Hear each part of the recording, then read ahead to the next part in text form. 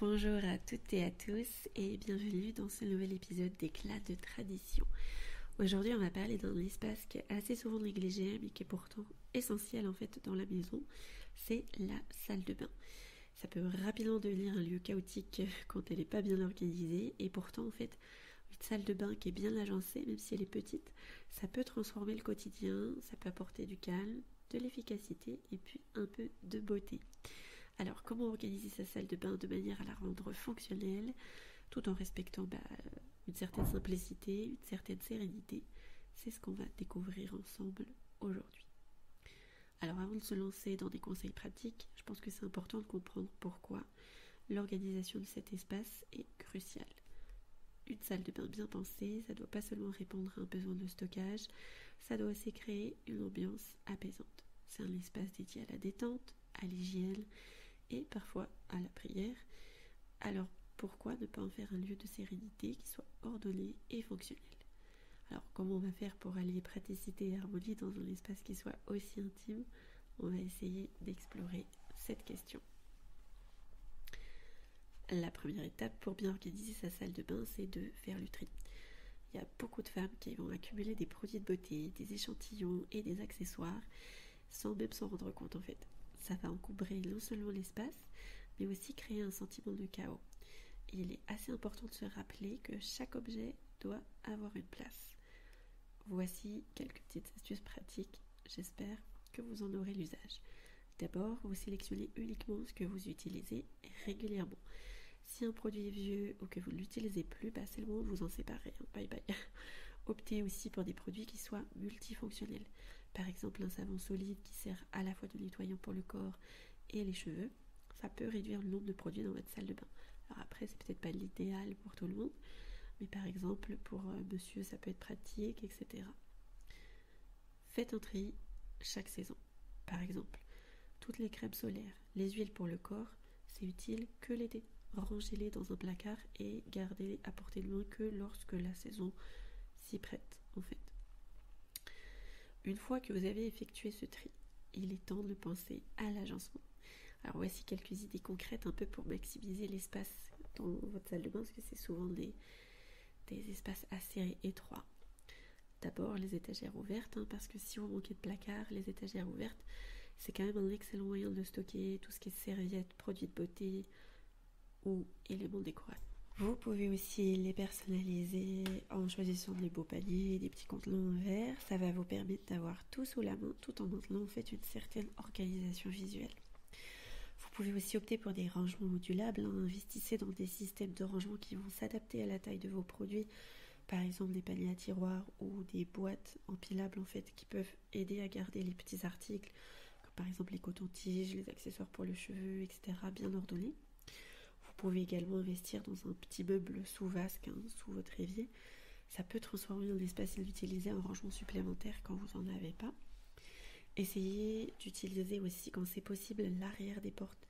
Ne négligez pas les portes s'il vous plaît. Vous pouvez y installer des crochets pour suspendre les peignoirs, des serviettes, des trousses de toilette. Ça va libérer de l'espace dans les autres parties de la pièce et ça va vous soulager un peu. Vous pouvez aussi opter pour la stratégie des compartiments secrets, j'appelle ça comme ça. Si vous avez un peu plus de place, un panier ou un tiroir secret, entre guillemets, peut vous servir à stocker des articles un peu moins jolis, comme les produits d'entretien, les produits de soins intimes. Et en même temps, ça va les garder facilement accessibles quand même. Une fois que vous avez fini cette organisation fonctionnelle et que tout est bien en place, il est temps de penser en fait à l'ambiance de votre salle de bain. L'idée ici, c'est pas d'avoir un décor qui soit luxueux, c'est plutôt de créer un lieu qui va favoriser le bien-être et puis la détente. Alors je vais vous donner quelques idées. D'abord, essayez de choisir des couleurs qui sont apaisantes. Alors les tons doux, blanc, gris, les pastels, par exemple le bleu, ça peut convenir parfaitement à une salle de bain. C'est des couleurs qui vont apporter la lumière, la sérénité. À titre personnel, si ça vous intéresse, ma salle de bain est bleu pastel. Vous pouvez apporter aussi des éléments naturels. Pensez à intégrer des plantes en pot qui vont apprécier l'humidité si vous le faites. Vous avez les fougères, les succulentes aussi qui apprécient ça. Ça va toucher une touche de verdure et puis ça va purifier aussi l'air. Vous avez aussi la possibilité de mettre des bougies parfumées pour créer une atmosphère qui soit douce et assez agréable. En plus, le feu, ça craint moins dans une salle de bain où il y a plein d'eau partout.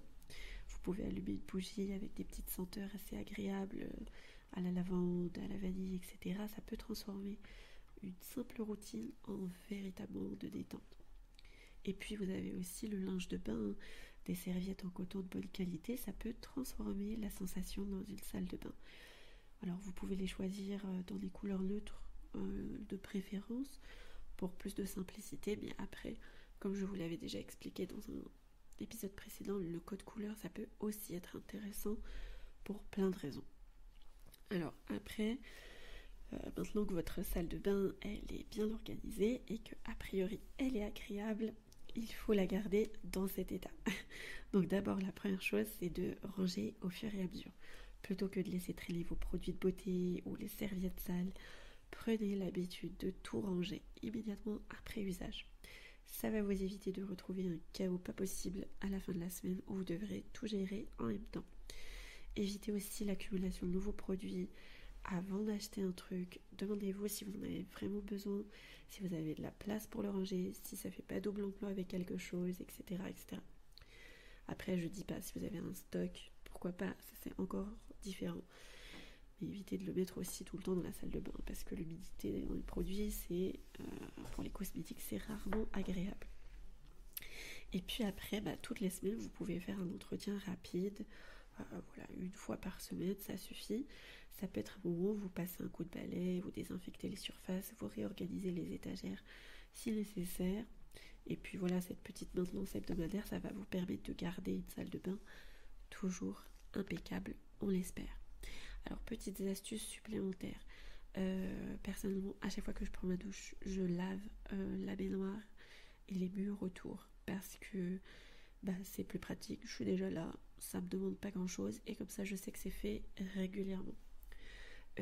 Pensez aussi si vous avez des éviers des trous dans l'évier assez gros, à mettre des petits filtres pour éviter de laisser passer tout ce qui est cheveux, etc. Ou parfois même, ça peut sauver, j'en ai fait l'expérience, vos bagues. Donc voilà, essayez d'investir dans ces petits filtres. Il en existe en inox, ça coûte même pas 2€. Vous les mettez, ça retient les cheveux, ça évite de boucher vos canalisations quand vous lavez les cheveux.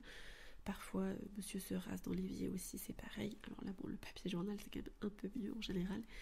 Mais si c'est pas beaucoup, vous pouvez juste laisser un petit filtre, ça peut suffire. Et puis c'est très facile d'entretien quand vous les prenez en inox, ça vous évitera bien les déboires. Et voilà, c'était un petit conseil supplémentaire pour la salle de bain. Et voilà, n'oubliez pas de laver les murs aussi, on ne sait jamais. Donc voilà, vous avez désormais, je pense, pas mal de clés pour organiser une salle de bain qui soit fonctionnelle et agréable. Et puis aussi, essayer d'y apporter une touche personnelle et puis apaisante. N'oubliez pas que chaque espace de la maison, même le plus intime, ça peut être aussi un lieu de beauté et de sérénité. Ça peut être le cas de la salle de bain. Et n'oubliez pas de l'aérer souvent aussi. Alors voilà, à vous de jouer. Faites de votre salle de bain un véritable havre de paix, organisé, simple et joli. Et puis sans être envahi par des objets inutiles. Surtout, vous verrez l'effet d'une telle organisation. Ça va se ressentir dans toute votre maison et puis dans tout votre quotidien. Parce que la salle de bain, on y va tous les jours.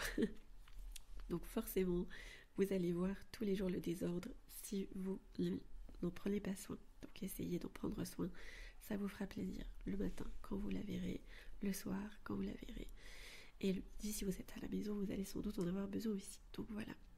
Je distingue salle de bain et toilette. Petite précision, au cas où c'était pas clair. Voilà. Et bien, sur ce, je vous remercie d'avoir été à l'écoute de cet épisode d'Éclat de Tradition. Je vous dis à très bientôt pour un nouvel épisode. Et en attendant, prenez soin de votre maison, de vous-même et de votre famille. Et je vous souhaite beaucoup de bonheur d'ici là.